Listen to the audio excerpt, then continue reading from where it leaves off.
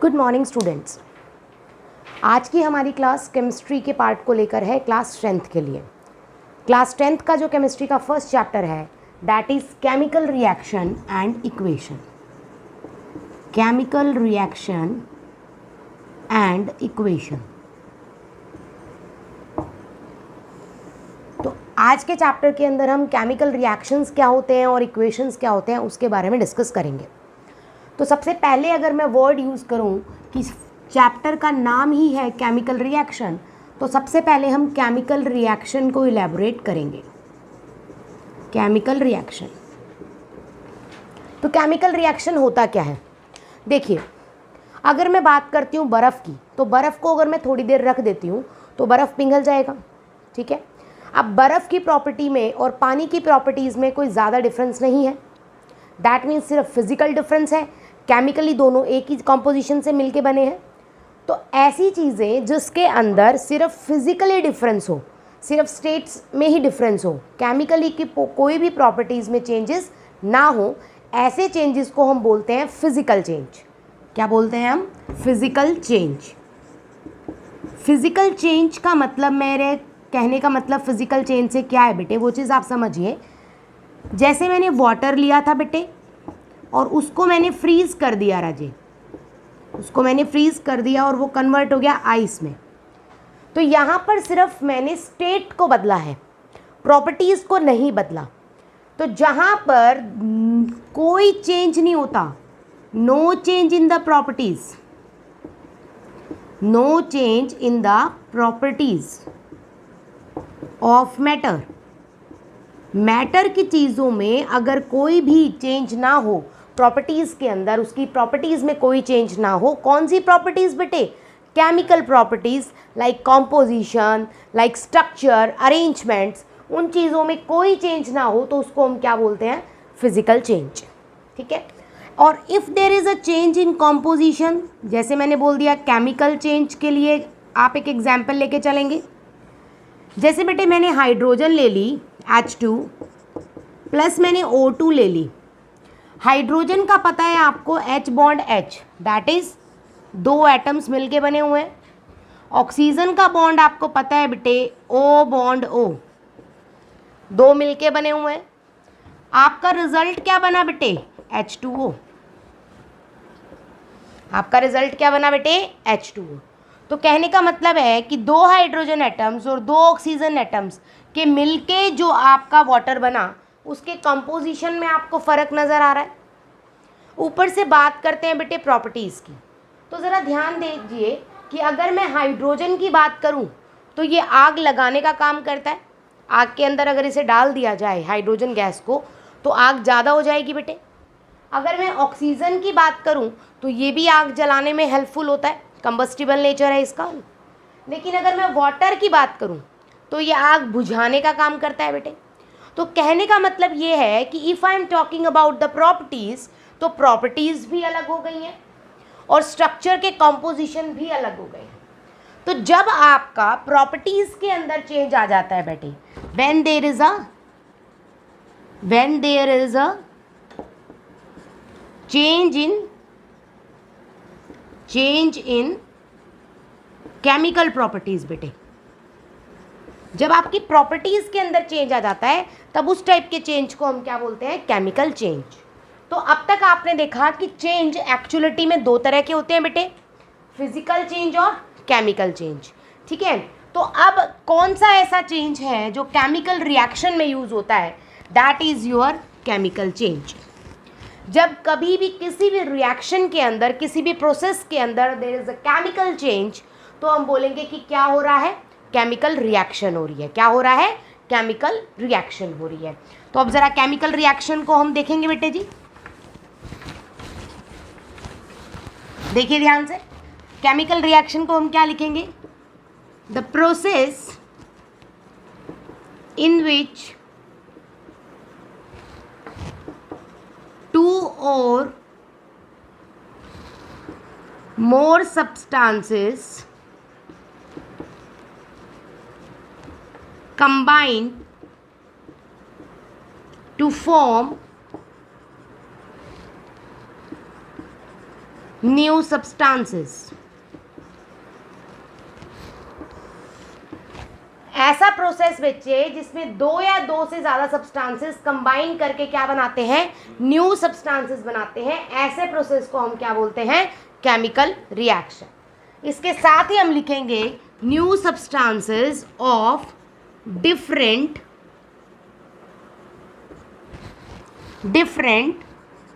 Properties. Properties भी अलग होती हैं बेटे। For example, carbon plus oxygen gives carbon dioxide. Same वही चीज मैं लेके चल रही हूं बेटे। कार्बन बहुत जल्दी आग पकड़ लेता है, कॉक। ऑक्सीजन हेल्पफुल है, लेकिन कार्बन डाइऑक्साइड आग बुझाने के काम आता है। कंपोजिशन की मैं बात करूं तो कार्बन की चेन ऑब्वियसली बात है कार्बन से कनेक्टेड रहेगी इस तरह से। ऑक्सीजन आपका मॉलिक्यूल है बेटे, O2 की फॉर्म में इस तरह से कनेक्टेड रहेगा।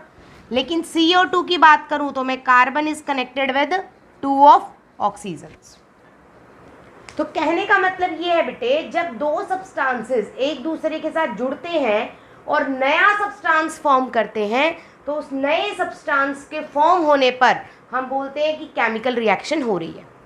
बस फर्क इतना है बेटे कि जो नया सब्सटेंस बनेगा उसकी प्रॉपर्टीज क्या होंगी, अलग होंगी।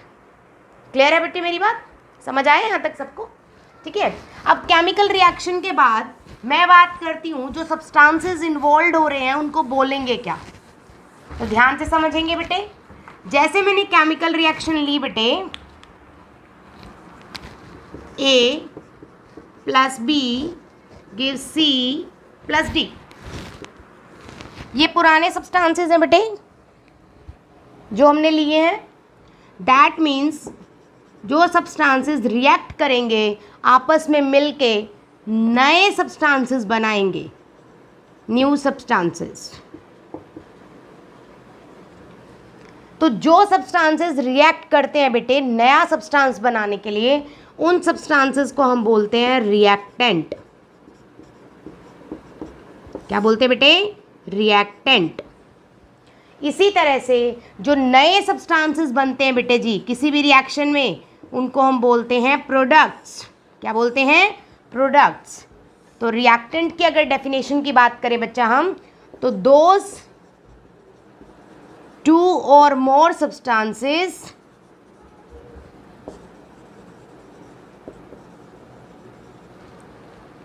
that reacts in a chemical reaction to form new substances। तो सिंपल सी बात है बेटे, दो या दो से ज़्यादा सब्सटेंसेस जो किसी भी केमिकल रिएक्शन में रिएक्ट करते हैं ताकि नया सब्सटेंस बनाया जा सके, उन सब्सटेंसेस को हम क्या बोलते हैं? रिएक्टेंट। क्या बोलते हैं? रिएक्टेंट। और रिएक्टेंट हमेशा ही कौन सी साइड में लिखे जाएंगे बच्चा? Always on left hand side. कहाँ लिखे जाएंगे बेटे reactants? Always on left hand side. Reactants हमेशा कहाँ लिखे जाते हैं? Left hand side. अगर मैं बात करूँ प्रोडक्ट्स की, तो प्रोडक्ट्स की डेफिनेशन क्या होगी बच्चा? केमिकल रिएक्शन में जो न्यू सब्सटेंस बनते हैं उन्हें हम क्या बोलते हैं? प्रोडक्ट्स। तो आप लिखेंगे बेटे those new substances that formed in any chemical reaction is called products।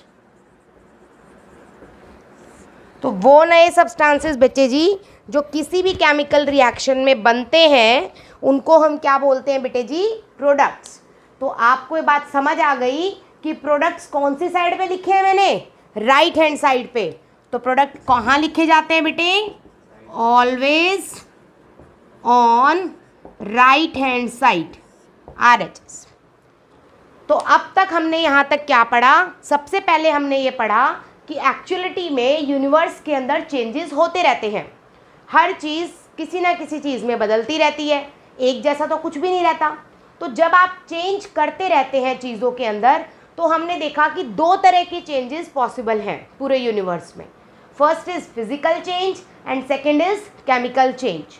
अगर मैं बात करती हूँ फिजिकल चेंज की, तो फिजिकल चेंज का मतलब है सिर्फ फिजिकल स्टेट के अंदर अगर चेंज आता है, उसके अलावा कोई और प्रॉपर्टीज़ में चेंज नहीं आता, तो ऐसे चेंज को मैंने क्या नाम दे दिया, फिजिकल चेंज। लेकिन अगर मैं कहूँ कि प्रॉपर्टीज़ में भी चेंज आ गया है, एटम्स की अरेंजमेंट में भी चेंज आ गया है, तो उस टाइप की प्रॉपर्टी चेंज को मैं क्या बोलूँगी बेटे, केमिकल चेंज। और केमिकल चेंज हमारा केमिकल रिएक्शन का हिस्सा होता है। तो केमिकल रिएक्शन कब होती है, जब कभी भी कोई भी केमिकल चेंज देखने को मिलता है तो वो केमिकल रिएक्शन होती है। फॉर एग्जाम्पल, फिजिकल चेंज को हम वापस भी कर सकते हैं। जैसे मैंने सिंपल अगर एक बात करी कि मैंने आपका वाटर ले लिया, उसको मैंने फ्रिज में जमा दिया, तो अगर बच्चा मैंने वाटर को फ्रिज में जमाया है तो धीरे धीरे क्या हो जाएगा, वो वाटर फ्रीज हो जाएगा, दैट इज़ आइस में कन्वर्ट हो जाएगा। अब उस आइस को अगर आप रूम टेम्परेचर पे वापस से रख देते हो तो दोबारा से वो कन्वर्ट हो जाएगा बेटे वाटर में। तो कहने का मतलब है physical change can be converted. But अगर मैं केमिकल चेंज की बात करूं, तो जैसे मैंने मिल्क लिया, उसमें मैंने थोड़ी सी कर्ड मिलाई बेटे, थोड़ी सी दही डाली, तो मेरा पूरा मिल्क कन्वर्ट हो जाएगा कर्ड में। तो अब कर्ड को मैं वापस से मिल्क में कन्वर्ट नहीं कर सकती।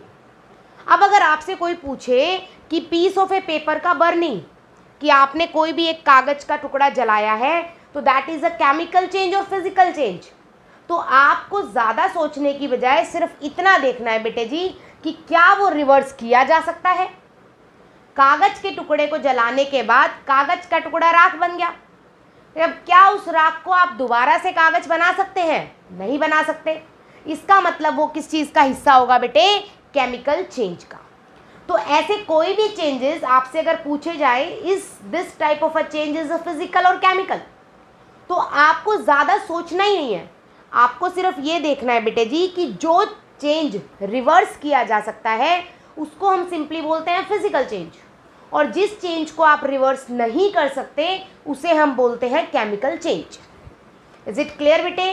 केमिकल रिएक्शन क्या होती है, रिएक्टेंट्स क्या होते हैं, प्रोडक्ट्स क्या होते हैं, ये हमने पढ़ा रिएक्टेंट्स वो सब्सटेंसेस होते हैं जो किसी भी केमिकल रिएक्शन के अंदर रिएक्ट करते हैं, और प्रोडक्ट्स वो सब्सटेंसेस होते हैं जो किसी भी केमिकल रिएक्शन के अंदर नए सब्सटेंसेस जो बनते हैं उन्हें हम क्या बोलते हैं बेटे, प्रोडक्ट्स। तो न्यू सब्सटेंसेस को हमने क्या बोला, प्रोडक्ट्स बोला, और जो केमिकली रिएक्ट करेंगे सब्सटेंसेस उन्हें हमने क्या बोला, रिएक्टेंट्स बोला। आपने देखा कि दो या दो से ज़्यादा रिएक्टेंट होंगे, तो मैंने बीच में एक प्लस का साइन लगाया है बेटे। तो दो या दो से ज़्यादा रिएक्टेंट्स को शो करने के लिए आप बीच में किस चीज़ का साइन यूज़ करेंगे, प्लस का सिंबल यूज़ करेंगे। इसी तरह से प्रोडक्ट्स भी अगर दो या दो से ज़्यादा हो तो you will use a plus sign in the product side also. तो आपको कॉमा डॉट नहीं लगाना है, आपको सिंपली रिएक्टेंट्स को लिखकर उन सब के बीच में कौन सा साइन लगाना है बेटे, प्लस का। इसी तरह से रिएक्टेंट और प्रोडक्ट्स की कन्वर्जन को शो करने के लिए you will use a arrow. क्या यूज़ करेंगे बेटे, एरो यूज़ करेंगे। क्लियर है बेटे? रिएक्टेंट से प्रोडक्ट्स में कन्वर्ट होने की प्रोसेस पे आप क्या यूज़ करेंगे बेटे, एरो यूज़ करेंगे। ठीक है बेटे? अब अगर आप एरो की बात करें तो सिंपली अगर आप रिएक्टेंट से प्रोडक्ट का कन्वर्जन दिखा रहे हैं तो आपको इक्वल का साइन नहीं लगाना है बेटे, वो गलत हो जाएगा। आपको क्या लगाना है बेटे, एरो लगाना है। रिएक्टेंट्स को ऑलवेज आप कौन सी साइड पे लिखोगे बेटे, लेफ्ट हैंड साइड पे, और प्रोडक्ट्स को कौन सी साइड पे लिखोगे बेटे, राइट हैंड साइड पे। क्लियर है बेटे? यहाँ तक कुछ पूछना है?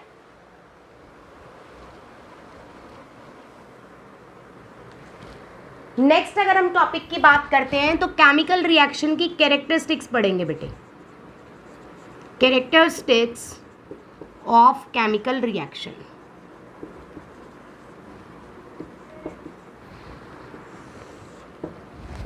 अगर मैं केमिकल रिएक्शन की कैरेक्टरिस्टिक्स की बात करूं बच्चा, तो सबसे पहले कैरेक्टरिस्टिक्स का मतलब क्या होता है हमें ये समझना है।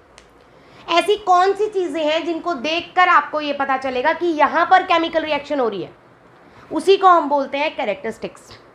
मतलब ऐसी चीज़ें जिनको देख देखते ही या समझते ही आपको ये पता लग जाए कि अच्छा यहाँ पे तो कोई केमिकल रिएक्शन हो रही है, तो उन चेंजेस की लिस्ट जिनके बेसिस पे आप ये कह सकते हैं कि यहाँ पर केमिकल रिएक्शन हो रही है, वो लिस्ट ऑफ द चेंजेस क्या कहलाती है? Characteristics of a chemical reaction. सबसे पहले हम देखेंगे that is change in a state. First characteristics मैंने लिए बेटे चेंज इन अ स्टेट। तो ज़रा ध्यान से देखेंगे बेटे, मैंने रिएक्शन लिया है H2 + O2 गिव्स H2O। तो केमिकल चेंज है या नहीं है? सबसे पहले तो हाइड्रोजन और ऑक्सीजन को जब मैंने कंबाइन किया तो मेरा क्या बन गया? वाटर। क्या मैं वाटर से हाइड्रोजन और ऑक्सीजन बना सकती हूँ? नहीं, आई कांट। फिजिकली ये चीज़ प्रोसेस पॉसिबल नहीं है।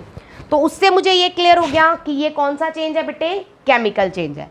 तो ब्रैकेट में हम लिख सकते हैं it is a chemical change. ये चीज़ क्लियर होगी हमें। बात करते हैं चेंज इन स्टेट की। तो हाइड्रोजन एक गैस है बच्चा, आप सबको पता है। ऑक्सीजन भी गैस है बेटे, आप लोगों को पता है। और H2O क्या है बच्चा? लिक्विड है। तो दो गैस कंबाइन करने पर आपको क्या फॉर्म करके दे रही है बेटे? लिक्विड फॉर्म कर रही हैं। यहाँ पर स्टेट के अंदर चेंज आया है और ऊपर से ये चेंज इरिवर्सिबल है, इसीलिए हमने क्या बोला? It is a chemical change. मैं ऐसे बिल्कुल नहीं कह रही हूँ कि आप वाटर से हाइड्रोजन और ऑक्सीजन नहीं बना सकते, फिजिकली नहीं बना सकते बेटे। आपको केमिकल प्रोसेसेस यूज़ करनी पड़ेंगी, प्रॉपर मेथड्स यूज़ करने पड़ेंगे। आप फिजिकल मेथड से इनको कन्वर्ट नहीं कर सकते, इसीलिए मैं ये बात कह रही हूँ कि it is a irreversible reaction. तो first is change in state. Second है बेटा change in temperature. Change in temperature, अगर मैं सेकेंड की बात करूँ चेंज इन टेम्परेचर, तो बहुत ध्यान से आप ये करेंगे CaCO3 और उसमें आपने क्या डाला बेटे जी? बोलो, वाटर डाल दो। डायरेक्ट डाल देती हूँ मैं वाटर, और ये कन्वर्ट हो जाएगा CaOH की होल ट्वाइस प्लस साथ में क्या निकलेगा बेटे जी? CO2 गैस, प्लस में क्या निकलती है? हीट। अब कहेंगे मैम ये कैसी रिएक्शन है? बेटे आप लोग घर में सफ़ेदी करवाते हैं, ये सफ़ेदी है, कैल्शियम कार्बोनेट। आपने इसको पानी में भिगोना है बेटे। पानी में भिगोने के बाद जो वाटर बनता है सफ़ेद से रंग का, उसको हम क्या बोलते हैं? CaOH की होल ट्वाइस। तो यहाँ पर नेम क्या है? This is calcium carbonate.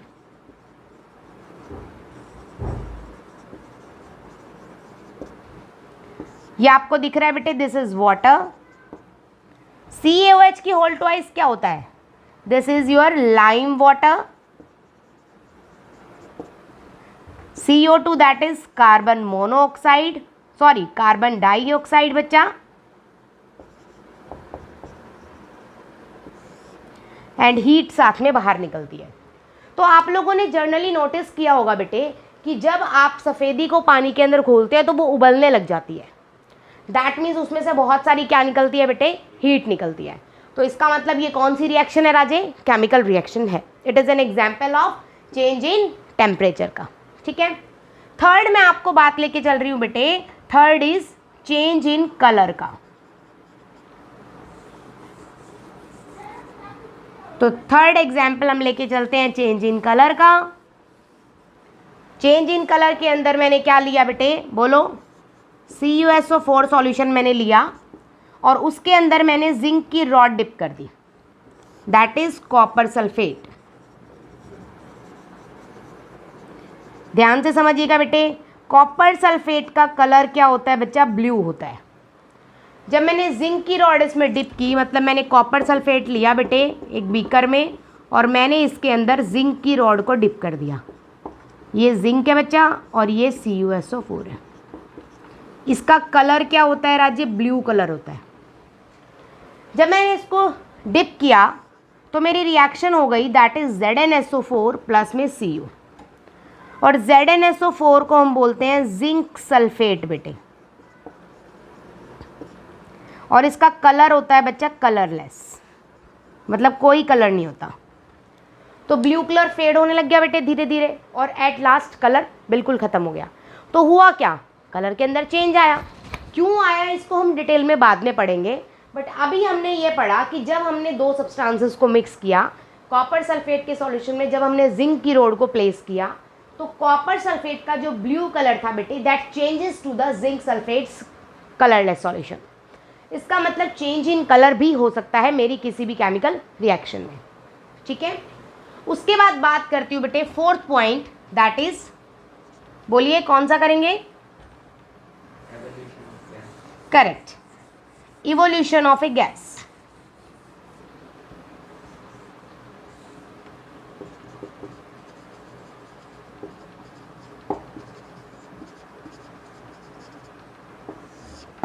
Evolution of A gas, fourth point है गैस का निकलना। आप ये बात अच्छे से जानते हैं कि जब आप किसी भी मेटल को किसी भी एसिड के साथ रिएक्ट करवाते हैं तो क्या होता है बेटे, सॉल्ट बनेगा दैट इज ZnCl2, प्लस में गैस बाहर निकलती है दैट इज हाइड्रोजन। तो आपको दिख रहा है बच्चे यहाँ पर क्या बाहर निकली है बच्चे, गैस। तो जब आपकी किसी भी केमिकल रिएक्शन में गैस बाहर निकलती है तब उस टाइप की रिएक्शन को हम क्या बोलते हैं, केमिकल रिएक्शन। तो that will also a part of our chemical reaction. Clear है मेरी बात? तो केमिकल रिएक्शन के अंदर अब तक हमने 4 पॉइंट्स पढ़े। सबसे पहले मैंने बताया आपको चेंज इन स्टेट, सेकंड मैंने आपको बताया चेंज इन टेम्परेचर, थर्ड हमने पढ़ा चेंज इन कलर, फोर्थ हमने पढ़ा evolution of a gas, and fifth is formation of precipitates. Fifth point is formation of precipitates।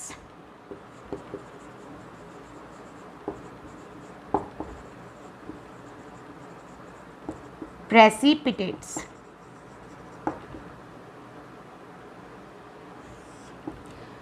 Formation of precipitates के लिए example बताएंगे आप, कौन सा रहेगा? पीपीटीज फॉर्म करने वाला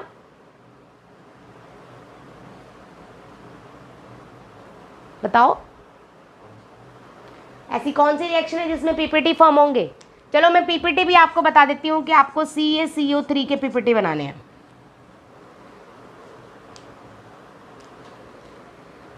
आपने 9th की लैब में भी किया है। कैल्शियम ऑक्साइड को अगर आप CO2 गैस में से पास कर देते हैं, किसको बच्चा? कैल्शियम ऑक्साइड को अगर आप CO2 में से पास कर देते हैं तो CaCO3 बनता है, ठीक है। अब ये रिएक्शन गलत है या सही है, ये आप लोग मुझे कमेंट करके बताएंगे कि दिस एग्जाम्पल इज करेक्ट और नॉट। कमेंट मी, ठीक है। आपको बताना है कि क्या ये मेरा दिया हुआ एग्जाम्पल सही है या गलत है, और अगर गलत है तो कोई और एग्जाम्पल, और अगर सही है तो भी कोई और एक एग्जाम्पल आप मुझे बताएंगे। आज के 10th के लेक्चर में बेटे हम लोगों ने कवर किया कि केमिकल रिएक्शन क्या होती है। उसके बाद वी हैव कवर्ड रिएक्टेंट्स क्या होते हैं, प्रोडक्ट्स क्या होते हैं। उसके बाद हमने उनकी रिप्रेजेंटेशन को कवर किया। Then we have done the characteristics of a chemical reaction. आज के टॉपिक में इतना ही। हाँ, जाते जाते आपको एक क्वेश्चन देके जा रही हूँ कि is that example is correct और नॉट। प्रेसिपिटेट्स आपको बनाने हैं। आपने 9th क्लास में भी 2-3 रिएक्शंस की हैं, तो आप मुझे बताएंगे कि ये रिएक्शन प्रेसिपिटेट्स फॉर्म करेगी या नहीं करेगी। आपने देखा है आज के लेक्चर में मैंने इसको लेकर एक एग्जाम्पल दिया भी है, तो क्या इसके प्रेसिपिटेट्स होते हैं या नहीं होते हैं, ये आप मुझे कमेंट करेंगे। थैंक यू गाइस, आज के लिए इतना ही। बाकी प्लीज़ अगर आपको वीडियो पसंद आए तो लाइक कर दीजिएगा and subscribe my channel for the other videos.